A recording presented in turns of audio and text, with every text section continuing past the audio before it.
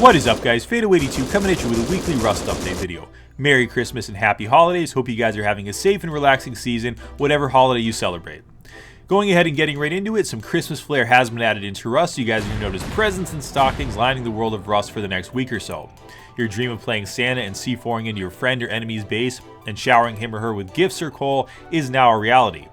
The presents come in 3 variations. There's a small present, a medium present, and a large present, and each will draw from a different tier of items. If you guys go ahead and acquire these items, you can save them up to upgrade the presents to the next tier. It will take 10 small presents to upgrade to a medium present, 5 medium presents to upgrade to a large present, and each will draw from a different loot tier. Notice here from the large present, we're getting a fully formed auto turret out of it, which is absolutely amazing. If you guys want to use the stockings, go ahead and put them above a campfire to get a reward.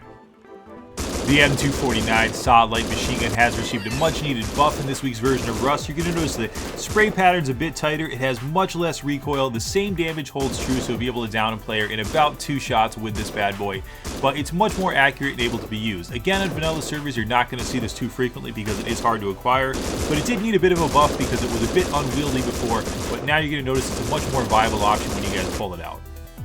And if you guys are lucky enough to down a helicopter this week in Rust, you're going to notice the loot functions a little bit differently if some of it hits the water. So the water now affects the burning loot, and the loot that falls in the water will extinguish immediately, which means you can loot it right away without having to wait for that timer to cool down and for that fire to go out. So if loot happens to hit water, you'll be able to go ahead and acquire those items and get out of there quickly, which is something you always want to do at a helicopter crash site. You don't want to hang around there for too long.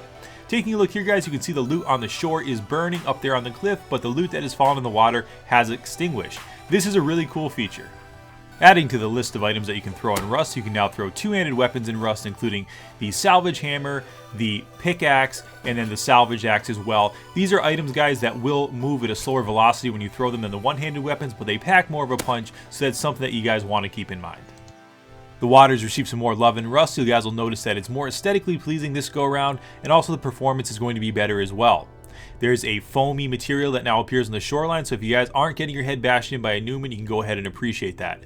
Last week there were some pretty profound changes to sleeping bags, and the cooldown radius now affects bags within a 50 meter or about an 18 foundation radius. So if you guys go ahead and do that, be aware that the bags you place down are going to have to be spread out if you want to get back in the fight quickly. Beds will of course have a faster cooldown radius, but they are still affected by that radius as well.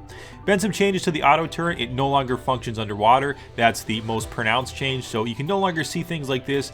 You can no longer have the auto turret shredding mofos from under the water. The sheet metal tier has received a bit of a buff here. Every piece of the sheet metal tier, including foundations, walls, and ceilings, has been upgraded to 750 health, so this will be a more viable building option going forward. You guys will notice more sheet metal building parts integrated into bases. Also, guys, you're going to notice that it now rains inside bases for the time being. This is something that is to increase performance, so go ahead and accept it and live with it. It will help performance. I'm sure in the future that will be fixed.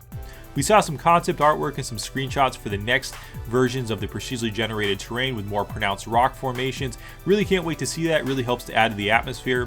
We saw some different biome concepts. One is sort of an ominous looking swampy type biome here. The devs talk about creating more biomes that are more dangerous and might have different types of loot available in those biomes, and hopefully enemies in the future as well.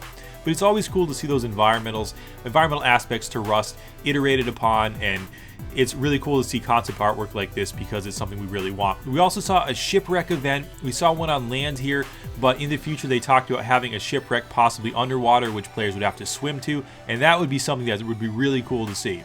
We saw some concept artwork for further iterations on the bone armor and the wood armor, including a wood shield that a player's holding, and of course some coloring there, so gang colors will soon be in Rust. We also saw some concept artwork on different frame materials here that players can put down, so you can go ahead and customize how you're using the frames. Alright guys, hope you enjoyed. Phaedo82, peace.